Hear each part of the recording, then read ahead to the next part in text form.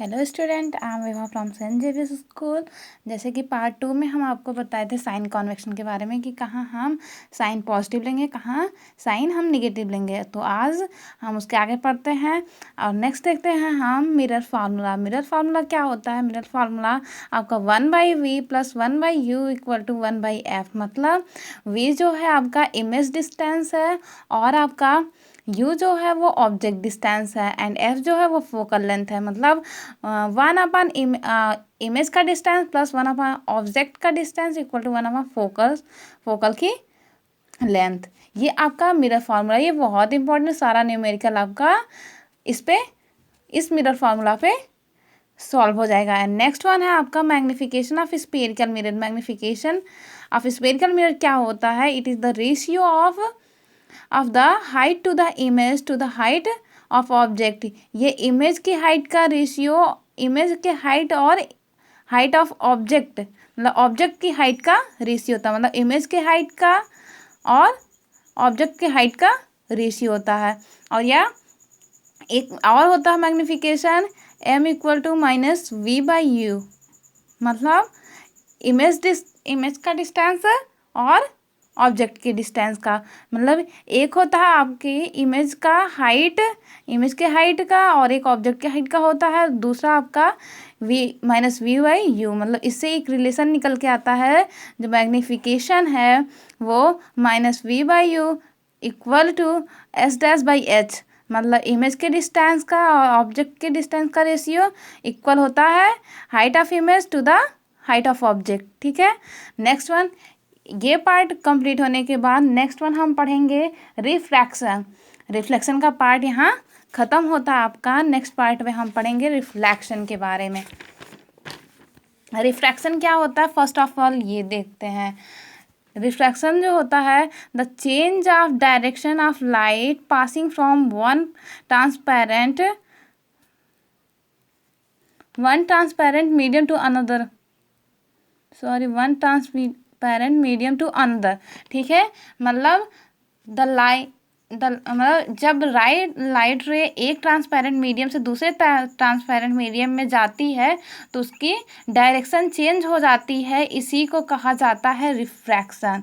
मतलब the change of direction of light passing from one transparent medium to another transparent medium. अब इसका cause, इसका कारण क्या होता है? कॉज ऑफ रिफ्लेक्शन क्या होता है? देखते हैं। The speed of light change when it's inter one medium to another medium. मतलब जब एक मीडियम से दूसरी मीडियम में लाइट रेज जाती है तो उसकी स्पीड जो होती है, स्पीड में जो चेंजिंग होती है वो वही कारण होता है जिसकी वजह से रिफ्लेक्शन होता है। मतलब speed of light change when it's enter one medium to another medium. अब speed of light in vacuum and air, आप जानते हो कि वैक्यूम और एयर में आपकी स्पीड ऑफ लाइट 3 × 10⁸ मीटर/सेकेंड होती है। अगर आप ग्लास में इसके रिस्पेक्ट में ग्लास का देखेंगे तो उसमें और स्पीड जो होती है वो कम हो जाती है लाइट की। Some example of refraction. अब रिफ्रैक्शन का सम एग्जाम्पल दे लेते हैं। The bottom of swimming pool appear higher. Swimming pool का आप बॉटम देखोगे तो आपको हाइयर दिखाई देगा। क्यों? क्योंकि वहाँ जब आप जैसे वहाँ जो लाइट रेज गिरती हैं वो आके बेंड हो जाती हैं। मतलब जो स्पीड होती है वाटर में लाइट रे का एज कम्पेयर टू एयर वो कम होती है, जिसकी वजह से हमें स्विमिंग पूल का बॉटम वो हाइयर अपीयर होता है। A pencil partially immersed in water appear to be bent at the surface of water and air. अब अगर आप एक पेंसिल को वाटर में डालते हो जो पार्शियली वाटर में हो, पार्शियली बाहर हो, मतलब आधा पानी में हो आधा बाहर हो, तो आप उसका जो वाटर एंड एयर के सरफेस पे देखोगे, उसके ऊपर देखोगे तो वहाँ आपको हल्का सा बेंट नज़र आएगी। ठीक है। नेक्स्ट देखते हैं lemon placed in a glass tumbler appear biggers. आप अगर कांच के ग्लास में डालते हो लेमन को तो वो आपको बड़ी दिखाई देगी। अगर आप एक लेमन को कांच के ग्लास में जब डाल के उसके बगल से देखोगे तो वो आपको हाइयर दिखाई देगी। क्यों दिखाई देगी? क्योंकि जो स्पीड ऑफ लाइट एयर से जब आपका ग्लास में जाएगी, ग्लास मीडियम में जाएगी तो वहाँ कम हो जाता है, जिसकी वजह से आपको बड़ा दिखाई देता है। Letter of a book appear to be raised when see through a glass slab, आप एक ग्लास स्लैब के थ्रू आप देखेंगे जब आप लेटर को, तो वो आपको बड़ा दिखाई देंगी, थोड़ा ऊपर दिखाई देंगी, ठीक है। अब देखते हैं next, refraction through a glass slab, ठीक है। लेट कर लेते हैं कि ये एक ग्लास स्लैब है, ABCD, ये एक ग्लास स्लैब है। इसमें देखते हैं कि रिफ्रैक्शन कैसे होता है। आप मान लेते हैं कि ये हमारी इंसिडेंट रे है। ये इंसिडेंट रे है, जब आपकी ग्लास के मीडियम में आएगी तो आपका ये हल्का सा बेंट हो जाएगी नॉर्मल की तरफ, जबकि इसे ऐसे, अगर ऐसे सीधे जाने के बजाय ये लाइन थोड़ी सी बेंट हो जाएगी नॉर्मल की तरफ, ठीक है। और अगर यही आपका ग्लास मीडियम से जा रहा है आपका एयर मीडियम में, तो ये जो है नॉर्मल से अवे जाएगी, ठीक है। मतलब अगर रेयर से डेंसर में जाती है तो नॉर्मल की तरफ बेंट होती है, और डेंसर से रेयर मीडियम में जाती है आपकी, तो ये अवे फ्रॉम नॉर्मल जाती है, ठीक है। जैसे ये आपका मान लेते हैं ये एंगल आई है, मतलब इंसिडेंट एंगल है, एंगल आर है, ये एंगल आई आपका एंगल आर से बड़ा होगा। और फिर ये मान लेते हैं कि ये ग्लास में ये इंसिडेंट रे है और ये रिफ्लेक्टेड रे जा रही है, तो ये मान लेते हैं I2, ये एंगल 2 है, ये R2, ये रिफ्लेक्टिव एंगल सेकेंड है, ठीक है। तो आपका जो I2 है वो लेस होगा एज कम्पेयर टू R2, ठीक है। इन्हीं के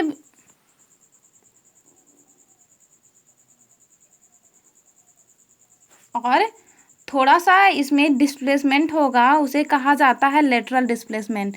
मतलब ये देखिए आपकी जो ये आपको जाना चाहिए ये सीधा, बट इनके सीधा ना जाके थोड़ा सा ये मान लेते हैं ये डेल्टा एक्स है, मतलब ये थोड़ा सा इसमें डिस्प्लेसमेंट हुआ। इन्हीं डिस्प्लेसमेंट को कहते हैं लेटरल डिस्प्लेसमेंट, ठीक है।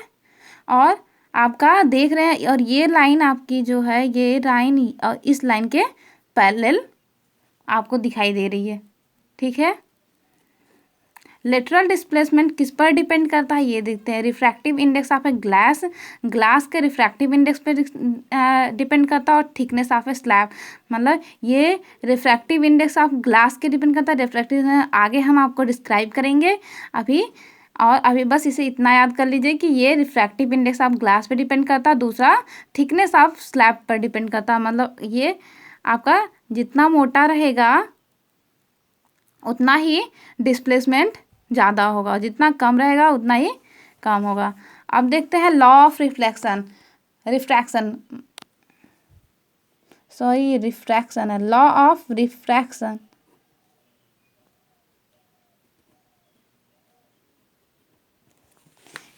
देखिए फर्स्ट लॉ क्या है, the incident ray and the refracted ray and the normal to the interference of two transparent medium at the point of incident all lie on the same plane. मतलब जो आपकी incident ray है, जो normal रे है, और आपकी जो रिफ्रैक्टिव रेज है, ये सारी एक ही प्लेन पे लाई करती हैं। आपका फर्स्ट लॉ क्या है कि आपका जो नॉर्मल रे है, और जो आपका इंसिडेंट रे है, और जो आपका रिफ्रैक्टिव रे है, सब एक ही प्लेन पर लाई करती हैं, ठीक है।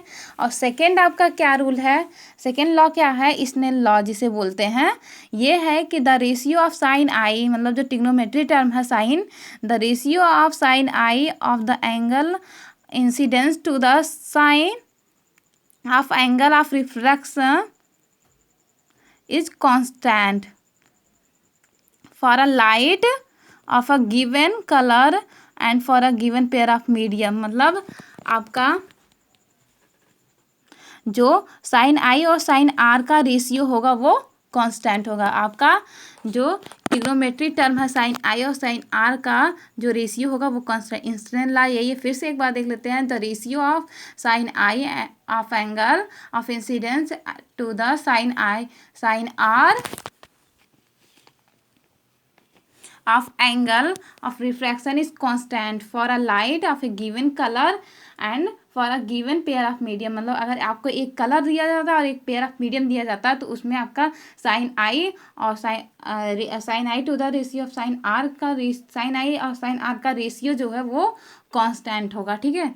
फिर नेक्स्ट देखते हैं रिफ्रैक्टिव इंडेक्स क्या है, जो अभी को हम बताए थे लेटरल डिस्प्लेसमेंट किस में डिपेंड करता है, रिफ्रैक्टिव इंडेक्स। अब उसे हम अच्छे से डिस्क्राइब करते हैं कि रिफ्रैक्टिव इंडेक्स होता क्या है। The ratio of speed of light in A given medium, मतलब ये रेशियो होती है फर्स्ट मीडियम और सेकंड मीडियम की रेशियो होती है, मतलब जो मीडियम दिया गया है उन दोनों मीडियम का रेशियो होता है रिफ्रैक्टिव इंडेक्स। जैसे इसे हम एज अ न्यूमेरिकल के टर्म पे समझते हैं, जैसे एन है जो क्या इसे डिनोट रिफ्रैक्टिव इंडेक्स को हम डिनोट करते हैं एन से, और ये इसका फॉर्मूला क्या होता है, velocity of the light in a medium 1 upon velocity of the light in medium 2, मतलब पहले मीडियम की वेलोसिटी अपॉन सेकेंड मीडियम की वेलोसिटी और स्पीड अप्रॉक्सीमेटली सेम होती है, इसीलिए हम इसको बोल सकते हैं v1/v2।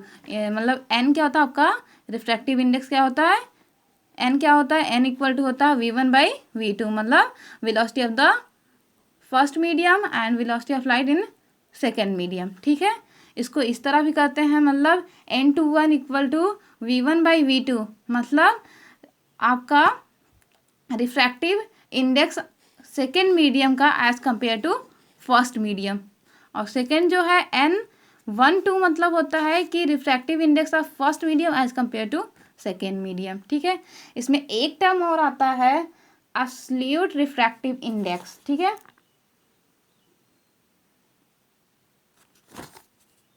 अब देखिए ये एब्सोल्यूट रिफ्रैक्टिव इंडेक्स क्या होता है, ये होता है जैसे आपका refractive index of a medium with respect to vacuum और एयर। ठीक है, एक मीडियम का वैक्यूम और एयर के रिस्पेक्ट में रिफ्रैक्टिव इंडेक्स क्या होगा, उसी को कहते हैं एब्सोल्यूट रिफ्रैक्टिव इंडेक्स। फिर से क्या समझाते हैं, मतलब एक मीडियम का वैक्यूम और एयर का एक मीडियम के वैक्यूम और एयर का रिस्पेक्ट में रिफ्रैक्टिव इंडेक्स क्या होगा, उसी को कहते हैं एब्सोल्यूट रिफ्रैक्टिव इंडेक्स। ठीक है, सो अगर इन्हें आइडेंटिफाई करते हैं in the form of numerical, तो आप कैसे करोगे, जैसे इनका एक formula n equal to c/v। C क्या है, सी जो है आपका स्पीड ऑफ लाइट है जो होती है 3 × 10⁸ मीटर पर सेकेंड, एंड v क्या है, velocity of the other medium. अगर आपका कोई दूसरा मीडियम आपका दिया गया हो तो उसका वेलोसिटी। ठीक है, नेक्स्ट देखते हैं refractive index of A diamond is the highest. आपका रिफ्रैक्टिव इंडेक्स जो है वो डायमंड का सबसे ज़्यादा होता है, जो 2.42 होता है। मतलब सबसे ज़्यादा रिफ्रैक्टिव इंडेक्स, अगर ये कभी कभी पूछा जाता है which one of the highest refractive index, आपका दे देगा ऑप्शन में डायमंड, वाटर, ग्लास, तो आपका डायमंड होगा, क्योंकि डायमंड का रिफ्रैक्टिव इंडेक्स सबसे ज़्यादा होता है 2.24, और इससे और सारे कम होते हैं इससे। ठीक है, अब इसी में एक टर्म रिफ्रैक्टिव इंडेक्स से ही रिलेटेड एक टर्म और आता है optically denser medium, optically rare medium.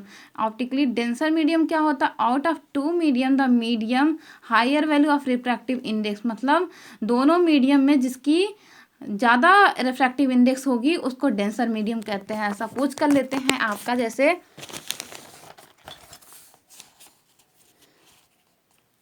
जैसे आपका इधर एक ये